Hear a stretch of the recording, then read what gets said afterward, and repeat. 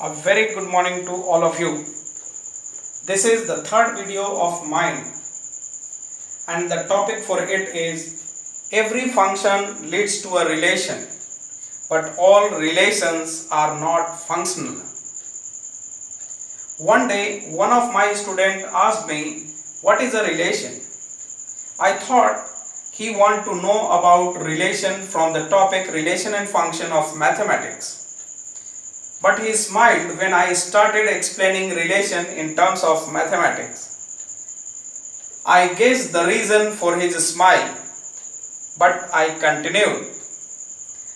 Let us consider if you have a function at your home. The guests are surely your relatives, but at the same time, all the relatives are not necessarily be the part of function.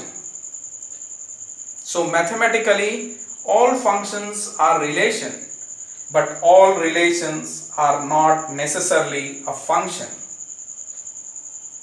The heading which we have taken today is equally correct in real life situation, and it is every function leads to a relation, but all relations are not functional.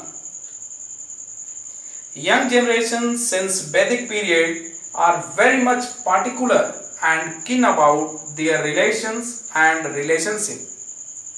The present situation is also not unlike that.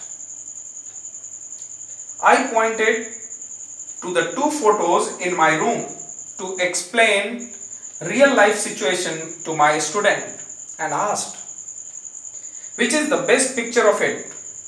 He pointed to a picture. When I asked him to know the reason for this, then he told, "Sir, have you forgotten? I made this picture and gave it to you." Now I had found the answer to the question he had initially. My answer was as follows. I look at the relation in two parts. A relationship that we get by birth and the other that are made by us as we grow with time, age and depending on circumstances. We are more sensitive to the relationship that are formed by our own. Just as for a mother, her child is the most beautiful thing in the world. The entire universe is a family. In this sense, today we have come at the rate of 2, our 2. In my understanding, both types of relationship, one that you have got since birth and the other which you have formed by yourself, are equally important. One of the main reasons of bitterness in the relationship is we are saying someone's shortcomings or evils. That is why I would suggest be cautious that if we see someone's weakness or fault, then it does not matter, but we will definitely remember a goodness inside it. By doing this, we gradually start paying attention to their good works. Remember this, shortcomings begins to be seen by person first, goodness lags behind.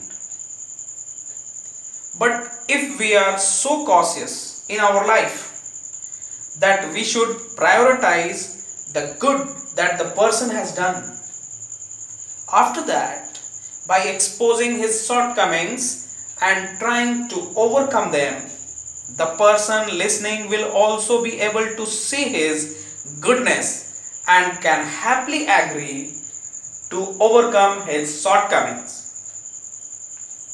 Not only with others, we should also make a habit of saying the good in our life and be vigilant to overcome our shortcomings. There may be many shortcomings or evil in us, but thinking about them will not go away but will increase. The only way to overcome them is to think about the goodness and the virtue inside us. What are the qualities and what can we do? So, harness your abilities. Whenever the mind has a negative attitude towards itself, then to overcome it, we must look at the positiveness inside us so that we continue to move forward. For this, if we get help from the others, it's okay. Otherwise, we can do our good by speaking two sweet words to ourselves and admiring the beauty inside us. If we follow all the things mentioned here in our life, all our relationship will go on till eternity.